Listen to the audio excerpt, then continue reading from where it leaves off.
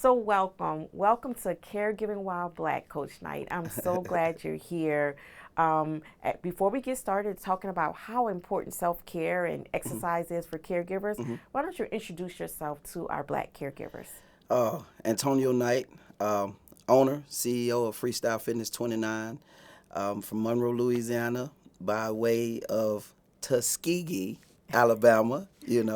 Um, my fitness business is uh, worldwide. Virtual, on hand. I deal with a lot of different age groups, from 78 all the way down to, I would say, 13. Many different walks of life.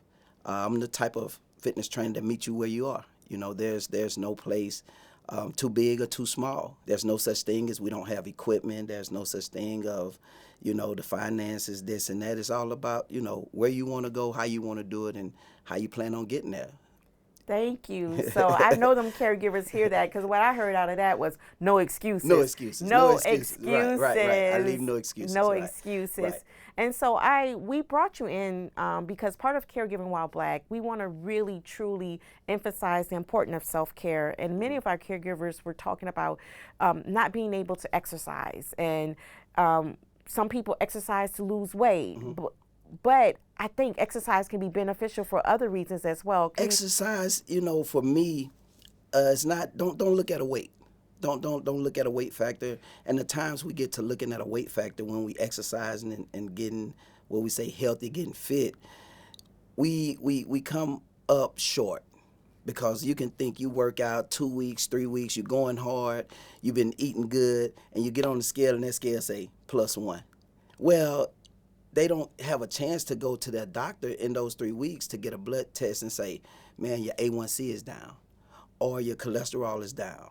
They don't get a chance to see, hey, you lost 2% body fat, or they don't recognize that they've lost 2 inches in a dress size or pant size, or for men, a coat size. So those are the true indicators of what your fitness journey is really doing for you, instead of getting on the scale and seeing a number go up or go down, because you don't realize if you're exercising and working out, you're burning fat, but you're gaining muscle depending on what you're doing.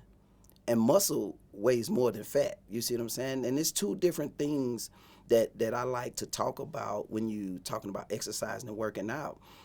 Is you losing weight. You can lose weight, or you're burning fat. You see what I'm saying? The two differences is you can go on a fast, you can go walk and do all the cardio, and that scale is constantly dropping. You lose 3-4 pounds a week. Well, you're losing weight, right? But along with losing weight, you're burning muscle at the same time. Now, when you're talking about burning fat, I'm eating clean. I'm getting my proteins in. I'm getting my carbs in.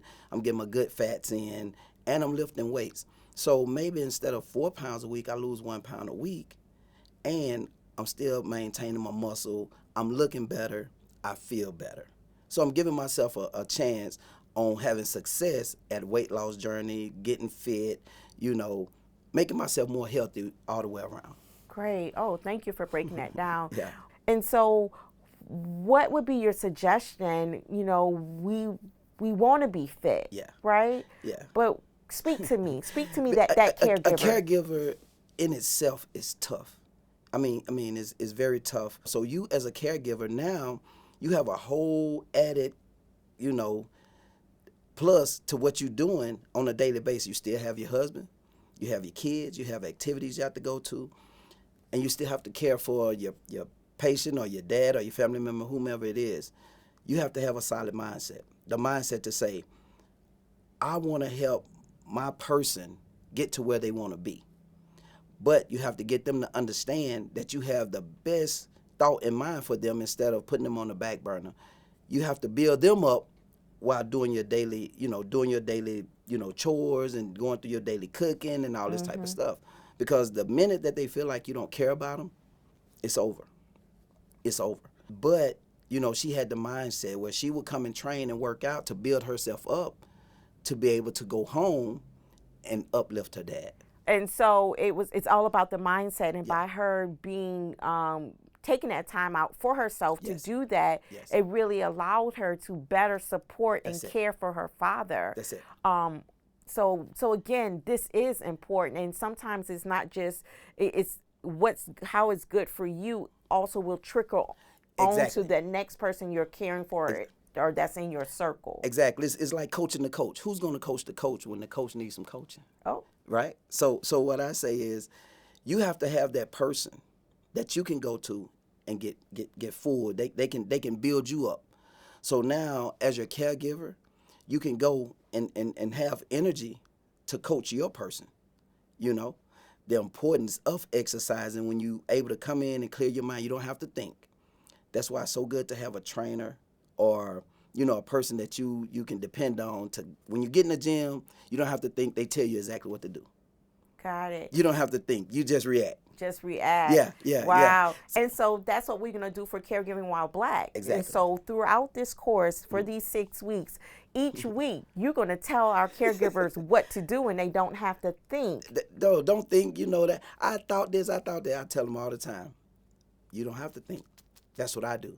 Only thing I want you to do is react, and you'll be fine. You can do it. There's no excuses. No excuses. No No excuses. excuses. And as we wrap up for this session, can you tell the caregivers what they can look forward to for the next couple of weeks when they see you back on their phone, their tablet, or laptop screen talking about let's get it? Right, right. What things should they have in preparation for that? And is Okay. this something they can include family members or their person living with dementia Yeah. in? So can you just prep them? Okay.